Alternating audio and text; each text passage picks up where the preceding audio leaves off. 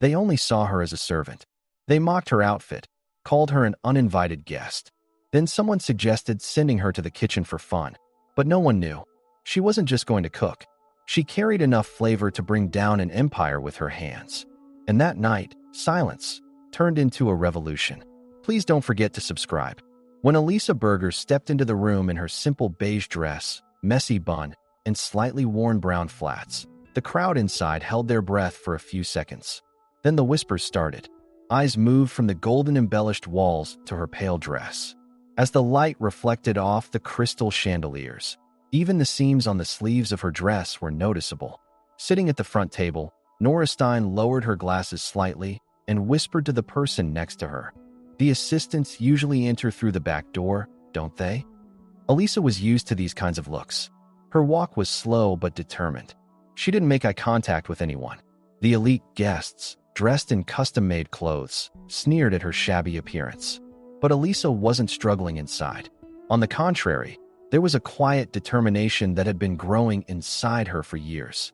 She wasn't invited to this event by chance. This evening, which she had attended by the request of an old acquaintance, would be the turning point of her quiet past.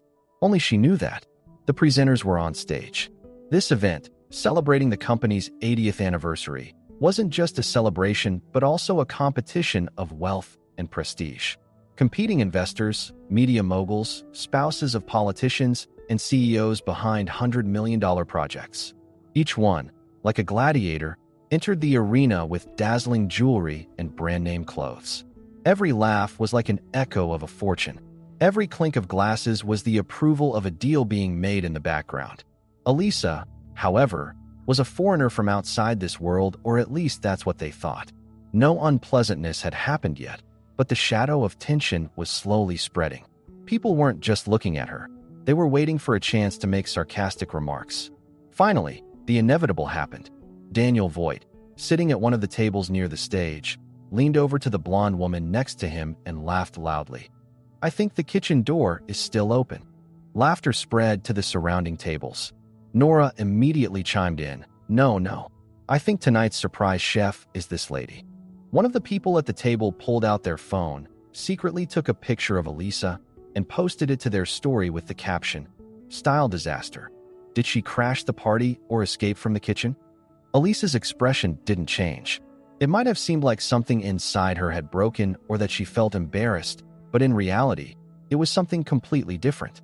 She was simply waiting for the right moment. Because being there, being humiliated, being the subject of mockery, it was all part of the plan. In the middle of this game played with her silence, she was preparing to be the star of the final act. But the crowd wasn't done yet. A woman stood up. Her clothes looked like they had jumped out of a fashion magazine's cover. She scanned Elisa from head to toe and laughed before grabbing the microphone. "Since you're so modest, come on. Cook something for all of us, and let's see your skills." The room was filled with laughter. Some clapped their hands, some pretended to applaud. However, the hundreds of people present, though unaware, were witnessing the beginning of a meal, a lesson, and a woman they would never forget for the rest of their lives. Elisa paused for a moment. She tilted her head slightly, smiled, and walked toward the kitchen without saying a word. That moment was when everyone read the story wrong. They thought they were just mocking an ordinary woman. But one of them was about to tear down the tower they had arrogantly built with a single strike of a fork. The heavy door to the kitchen slowly closed behind Elisa as she entered. The chefs inside flinched for a brief moment. Up until then, the meal for the evening had been planned, every dish meticulously prepared, with only a few finishing touches left to complete. But now, someone who didn't belong in the kitchen had stepped in, and that person had even caught the attention of the head chef. Chef Jonas approached Elisa with a frown. "All the assistants are familiar. Who are you?" he asked. Elisa responded in a low but clear voice. "I just need a few basic ingredients. Eggs, rice, vegetables, and some butter." Jonas hesitated for a moment. He didn't know who she was, but his curiosity was taking over. Moreover, there was a calm authority in Elisa's demeanor. Seasoned professionals would notice that. Jonas nodded, then retreated to his corner, watching the unfolding scene. Elisa didn't ask for any recipes. When she got to work, her hands moved not like a chef, but almost like a dancer. The eggs cracked, the rice was sautéed with a special mix. The onions caramelized, and the butter left marks on the edges of the pan. The atmosphere in the kitchen shifted. Within minutes, the scent spread beyond the walls of the kitchen, reaching the entrance of the dining hall. The guests, initially sniffing in disapproval, began to notice the captivating and lasting aroma. 1 minute. "What's this?" Daniel asked, putting his champagne glass down on the table. Nora sniffed the air and whispered, "This isn't perfume. It's the smell of food." Another guest turned their head from the stage and glanced at the kitchen door. They had no idea what was going on behind that door. Just an hour ago, they had mocked the woman, but now her hands were creating a taste that would soon fill the aristocratic noses. Without offering any explanation, Elisa placed the dish she had prepared on the presentation tray. Omuris, soft rice wrapped in a fluffy omelet, topped with her homemade demi-glace sauce. It looked simple, but within it was the refinement, expertise, and emotion of years. The scent seemed to freeze time, like a clock hanging on the wall. Everything slowed down. Unconsciously, everyone's attention was drawn to this simple plate. The first person to taste the dish was Julian Becker, who had happened to be there. He was a famous food critic, known for being extremely selective. He sniffed the dish, took a spoon, and scooped a small bite. Elisa didn't even look at him. Julian's expression shifted from surprise to admiration. "Oh my God," he whispered. This is Michelin level." As these words echoed through the room, a few people lined up to taste the dish. The skeptical spoonfuls quickly turned into admiration, even tears. A CEO put his spoon down and shouted, "Who made this?" Beatrice's face turned pale. Nora dropped her phone. They had just mocked the woman, and now they understood what she had been doing in the kitchen. The atmosphere in the room changed abruptly. The guests' gazes were no longer arrogant, but full of curiosity. The silence born from arrogance had transformed into one born from admiration. Several journalists had already turned their cameras toward the kitchen door. "Who's inside? Who made this? An assistant? A chef?" Voices mixed together. But the real silence was broken when a man stood at the entrance of the room. His white chef's jacket, shiny buttons, deep eyes, and the look on his face were unforgettable for anyone who had ever seen him. Eric Dubois, a 3 Michelin-starred, world-renowned chef.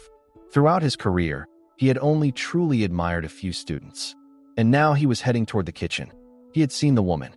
From a distance, he instantly recognized her face. He stopped in front of the door. "Elisa," he called.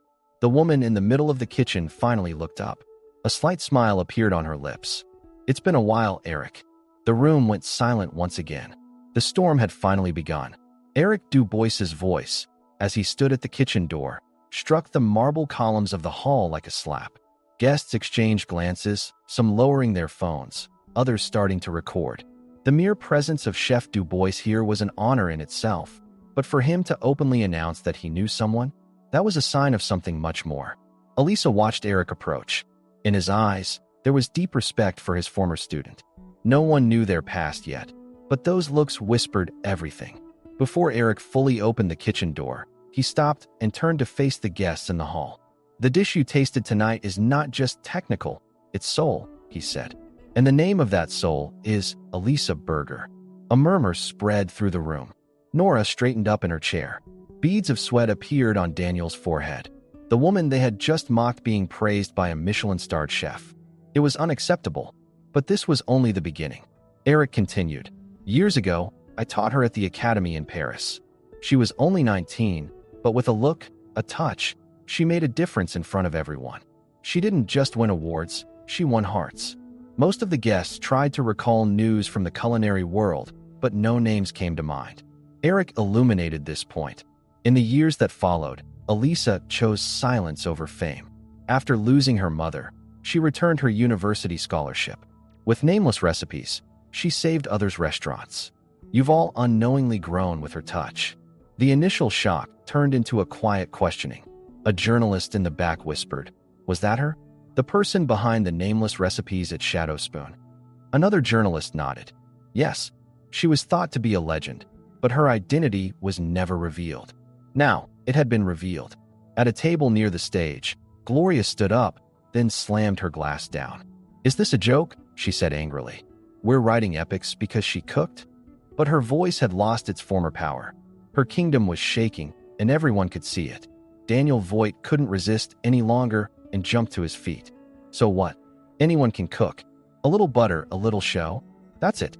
But at that moment, another guest, Julian Becker, stood up and spoke loudly. No, Daniel. This isn't just cooking. This is character and silent power. You couldn't even shine her shoes. Applause erupted. Most of the guests now knew which side they needed to be on. Nora, meanwhile, was silently trying to delete the mocking post she had shared on her phone. But it was too late. The post had gone viral, now combined with information about Elisa's past. Everyone who had tried to belittle her had unwittingly elevated her. At that moment, security personnel in the hall slowly began escorting some media representatives out. It was Eric's order. The control was no longer in their hands. It was in Elisa's. Du Bois placed his hand on Elisa's shoulder. "I'm proud of you," he said in a low but clear voice. Elisa slightly nodded. For her, these applause, these tears, these regretful looks didn't matter. What mattered was the quiet emergence of a truth she had held inside for years. Among the guests, the whispers had been replaced by internal reckonings. Some were deleting their mocking comments from social media, while others were searching for Elisa's recipes. Those who had asked, "What's she doing here?" at the start of the night were now wondering, "Why don't we know her?" But Elisa's plan was far from finished. She had only presented the starter. The real lesson would come with the main course. And that meal would devour the reputations of some completely. Elisa gently removed Eric's hand from her shoulder and took a step forward. Now, the crowd she locked eyes with wasn't the one that had looked down on her minutes ago. They stood at eye level. But this wasn't a temporary admiration, it was the crack in a system fueled by arrogance. And she wasn't going to let that system recover. "I didn't come here for revenge," Elisa said in a quiet but resonant tone. "But you've been punished by your own egos." In that moment, it felt as if time stopped.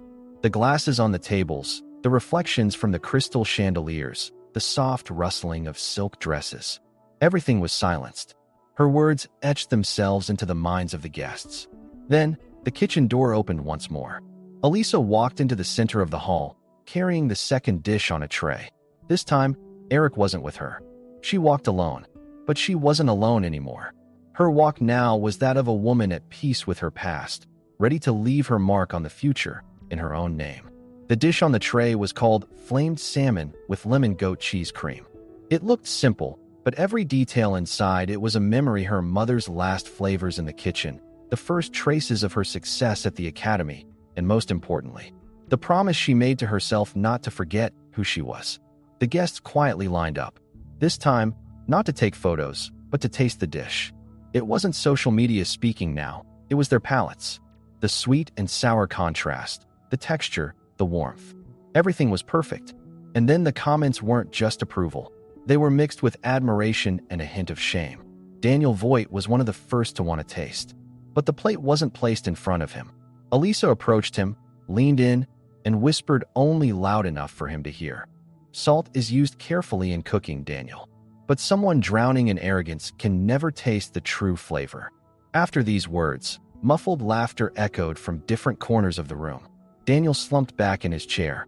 This time, his silence was the expression of defeat. Gloria, still in shock, couldn't accept it. A woman had entered the kitchen and taken over her gala, shaking the prestige she had built over years in just a few minutes. She whispered to the PR consultant who approached her, "Fix this. Give a statement to the media." But the consultant shook his head. "We're not writing the story anymore, Gloria. Her name is in every line now." Nora had retreated to the far corner of the hall. She had deleted her mocking post, but it was too late. The note she had written, "She looks like she came from the street," had been shared thousands of times with screenshots. The arrogant words now choked her. As she bowed her head, one of the youngest guests approached her. "You know, Nora," said a young entrepreneur in his 20s, "that woman just gave the world hope.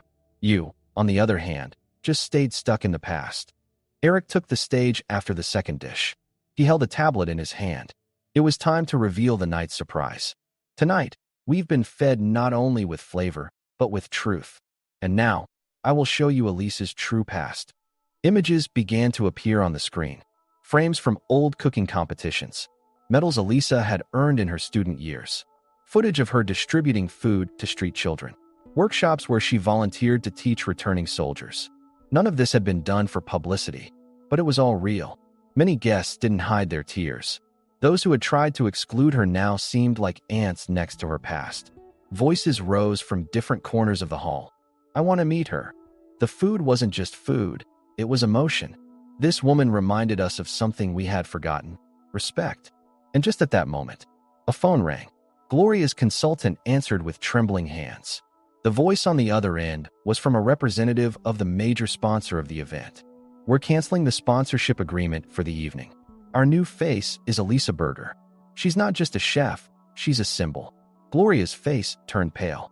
Before she collapsed into her chair, she clenched the napkin on the table into a fist.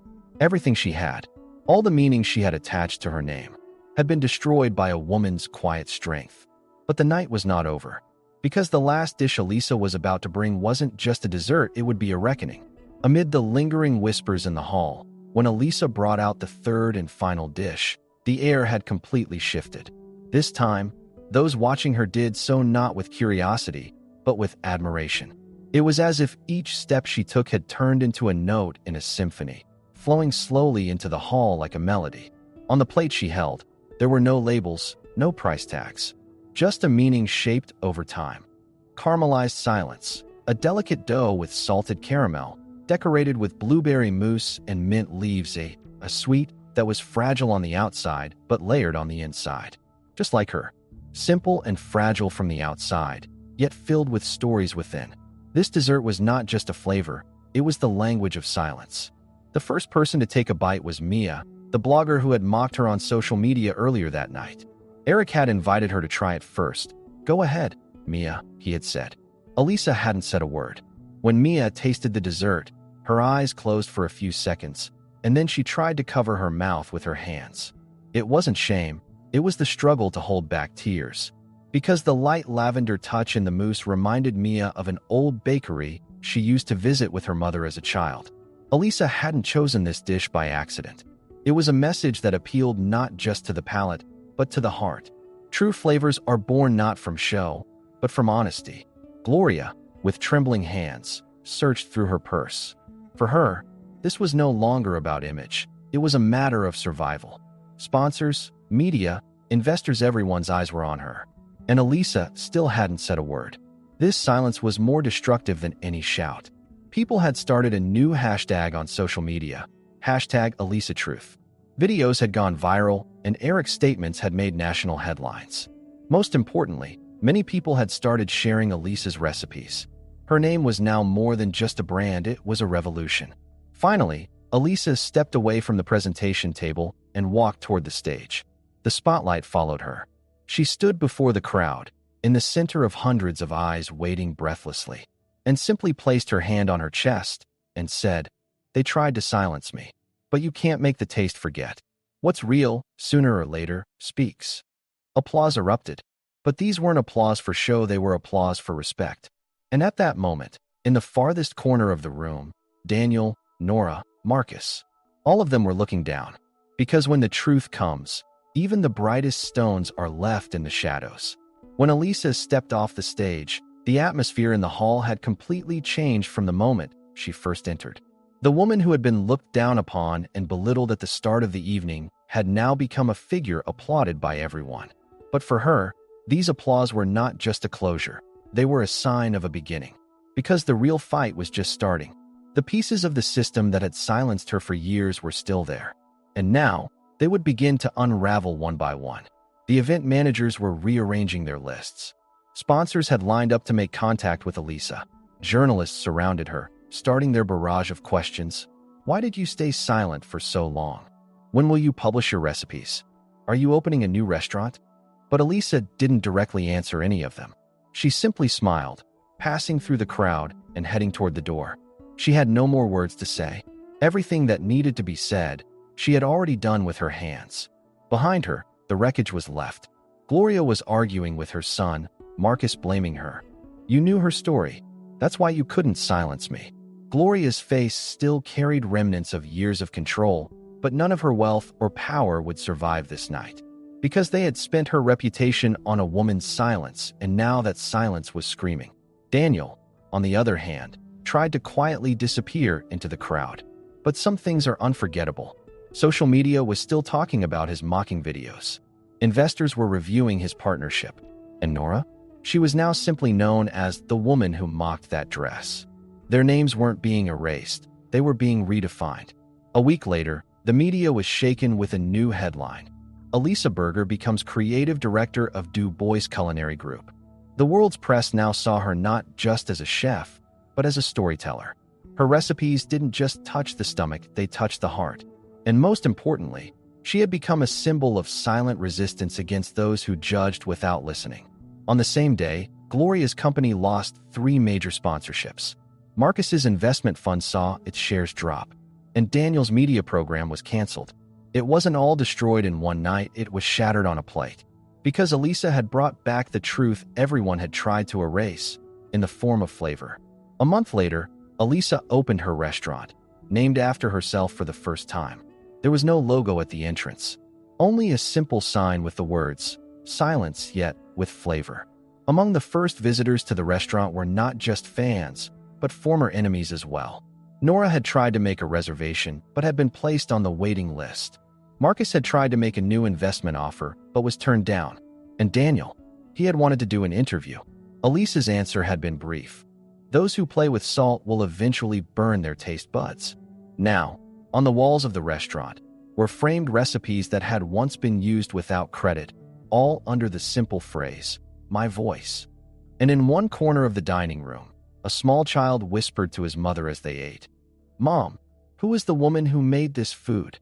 His mother smiled gently. "She cooked a miracle, son, and we're tasting that miracle now." For Elisa Berger, that evening wasn't just an invitation.